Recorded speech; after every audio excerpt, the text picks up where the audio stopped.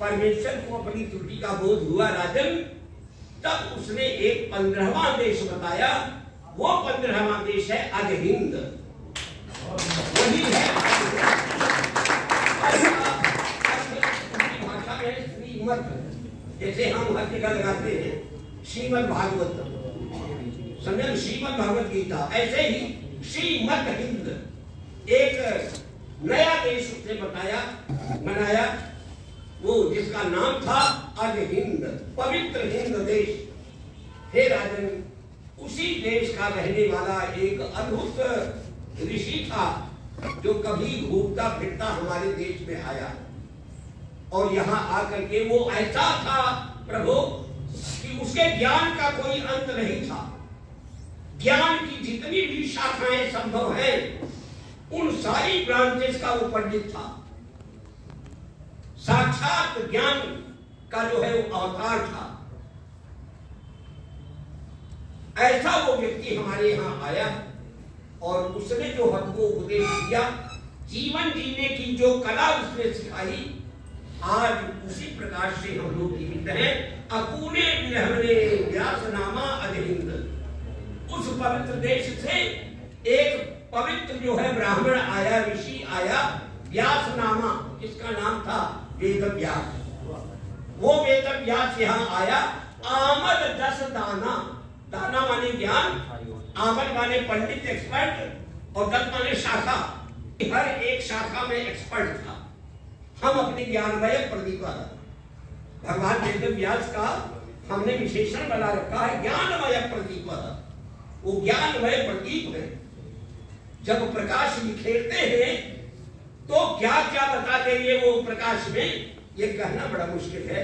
जिसका प्रमाण है हमारे सारे पुराण और महाभारत।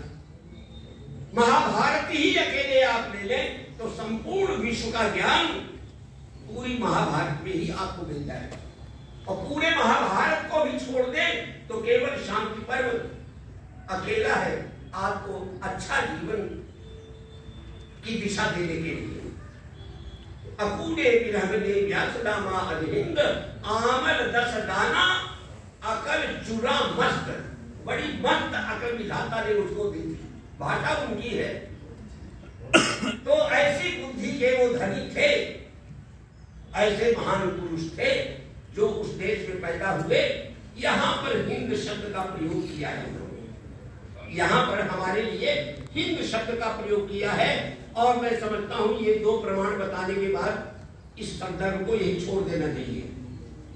हमको इंडिया कहा विदेशियों ने, हमको हिंदू कहा विदेशियों ने, और ईरान की देखा देखी, क्योंकि हमारा सबसे नजदीकी पड़ोसी था। और जब ईरान ने हमको हिंद कहा, हिंदू कहा, तो सारे अरब ने हमको हिंदुस्तान और हिंदू कहना शुरू कर दिया। जिसका सबसे बड़ा प्रमाण है हमारे जो इस्लाम धर्म के जो प्रारंभ करने वाले मोहम्मद साहब हैं। मोहम्मद साहब का सगा चाचा अब्दुल बिन हशाम, वो बहुत बड़ा शायर था अपने जमाने का।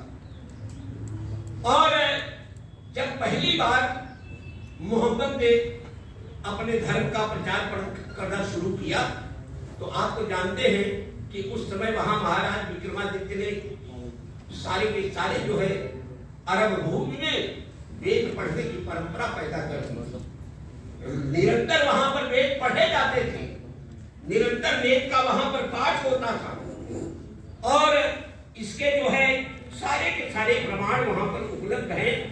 तो ऐसी परिस्थिति में जब उन्होंने अपनी बात कहनी शुरू कर दी, तो उन्होंने उनका बड़ा विरोध किया, जिसके कारण बड़ा संघर्ष हुआ। अंत में उनको जो है मक्का छोड़ करके मदीना जाना पड़ा। लेकिन वहां जाकर के उन्होंने शक्ति का संचय किया, और शक्ति का संचय करके कुछ दिन के बाद फिर वो लौटे, तो एकदम सैनिक बन करके लौटे, सेना लेकर के लौटे। और फिर इतना बड़ा रक्तपात वहां हुआ कि वो रक्तपात इतिहास की वस्तु है।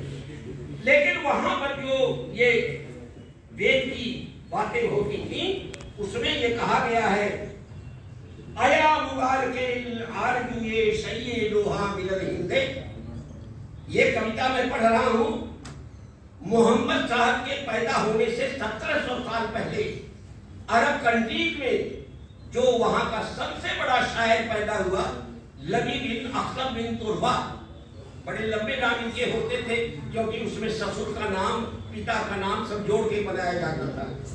तो ये लबीब बिन अख्तब बिन तुरफा ये ईसा से 1700 साल पहले का है, यानी ईसा से 1100 साल पहले का है, क्योंकि इस्लाम हमारा 6वीं शताब्दी में प्रारंभ हुआ गौतम बुद्ध के आसपास।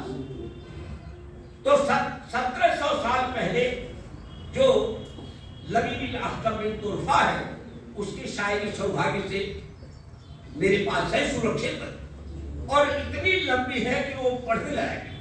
मैं उसके 3-4 उसकी आयतें सुना रहा हूं आपको, जहां पर उन्होंने लिखा है, आया मुबारकेल लौहे सोया मिलन हिंदे, हे पवित्र हिंद की भूमि तुझे मुबारक देता हूं, तुझे जो है बधाइयां, लाख लाख बधाई, लाख लाख अभिनंदन तेरा करता हूं। क्यों?